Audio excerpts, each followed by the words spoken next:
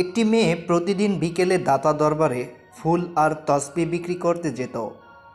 সেদিনও সে তার জিনিসপত্র গুছিয়ে বাড়ি ফেরার প্রস্তুতি নিচ্ছিল। হঠাৎ এক যুবক এসে তার সামনে দাঁড়ালো। মেয়ে প্রথমে ভয় পেয়ে কেঁপে উঠল, তারপর সাহস নিয়ে বলল, দরবার তো বন্ধ হয়ে গেছে, এখন ফুল দিয়ে কি করবেন? যুবক শান্তভাবে জবাব দিল, আমার তো এই সময়ে আসা হয় দরবারে, আমি প্রতিদিন এভাবেই হুজুরের দরবারে হাজিরা দেই।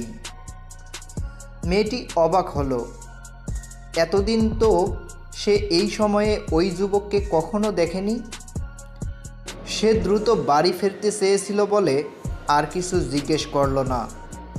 যুবকটি টাকা দিতে চাইলেও মেয়েটি না নিয়ে তাড়াহুড়ো করে চলে গেল। ফেরার পথে অন্ধকার নেমে এলো। হঠাৎ মেয়েটি টের পেল যেন কেউ তার সাথে হাঁটছে। চারপাশে তাকালো কিন্তু কাউকে দেখল না। ঠিক তখনই গভীর এক অচেনা কণ্ঠ শোনা গেল, তোমার হিজাব ঠিক করে নাও। সে ভয়ে থমকে দাঁড়ালো, কাউকে দেখা গেল না। দ্রুত হিজাব গুছিয়ে নিয়ে দৌড়ে বাড়ি ফিরে এলো। বাড়ি পৌঁছে দরজায় জোরে ধাক্কা দিল। মা দরজা খুলতেই মেয়ের ভীত মুখ দেখে আঁতকে উঠলেন। জিজ্ঞাসা করলেন, কি হয়েছে, এত ভয়ে আছো কেন? কিন্তু মেয়ে কিছু বলল না। জানতো সত্যি বললে মা আর তাকে বাইরে যেতে দিবে না। শুধু বলল, মা তুমি সবসময় বলো না মাগরিবের পর বাইরে থাকা ভালো নয়। সেই রাতে মেয়েটি অদ্ভুত এক স্বপ্ন দেখল।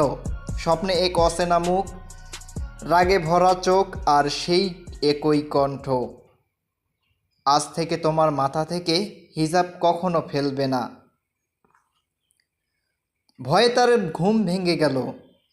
সাথে সাথেই আজানের ধ্বনি শোনা গেল। মেয়েটি স্বস্তির নিঃশ্বাস ফেলে অজু করতে গেল। নামাজের সময় সে অদ্ভুত এক মিষ্টি ঘ্রাণ পেল। মাকে জিজ্ঞেস করল। মা বললেন, আমার তো কোনো গন্ধ লাগছে না। পরদিন দরবারে গিয়ে দেখল, সাধারণত যেখানে ভিড় লেগে থাকে আজ সেখানটা অস্বাভাবিক নীরব। কিন্তু হঠাৎ করেই ভিড় জমে গেল তার দোকানের সামনে। মুহূর্তের মধ্যে সব ফুল ও তসবি বিক্রি হয়ে গেল। তখনই সেই যুবক আবার সামনে এসে দাঁড়ালো, কিছু ফুল পেতে পারি? মেয়ে বলল, আজ তো সব শেষ হয়ে গেছে। যুবক হালকা হাসি দিয়ে বলল, একবার দেখো না, হয়তো আমার জন্য কিছু বাকি আছে। মেয়ে বিস্মিত হয়ে তাকালো খালি জায়গার দিকে যেখানে সব বিক্রি হয়ে গিয়েছিল, কিন্তু চোখ ফেরাতেই দেখল সব কিছু আগের মতোই সাজানো আছে। সে ভয়ে কেঁপে উঠল। যুবক মুচকি হেসে বলল, এবার তো ফুল দেবে তাই না? মেয়ে চুপচাপ ফুল বাড়িয়ে দিল।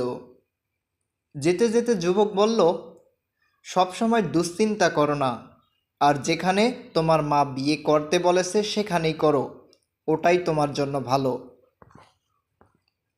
মেয়ে স্তব্ধ হয়ে দাঁড়িয়ে রইল। ভাবল, সে কিভাবে জানলো আজ বিয়ের সম্বন্ধ আসবে?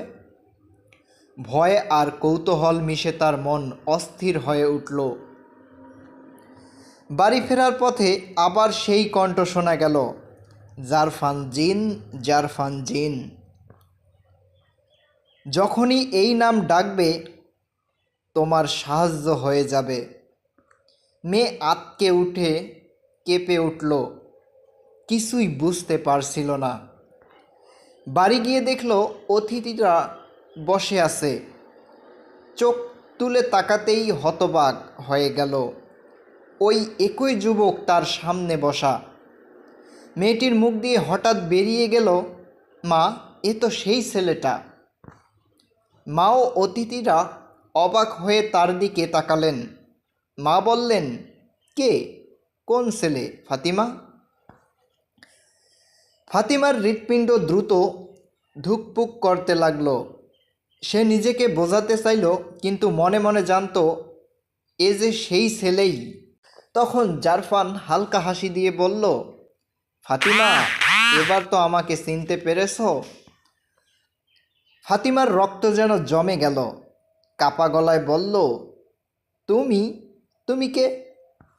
যুবক বলল, আমি সেই যে তোমার প্রতিটি ডাকে পাশে থাকবে। যেমন বলেছিলাম, যখনই ডাকবে জারফান জিন তোমার সাহায্য হবে। ফাতিমা ভয়ে শিউরে উঠল। বুঝতে পারল এতদিন যা ঘটেছিল তা কোনো সাধারণ ব্যাপার নয়।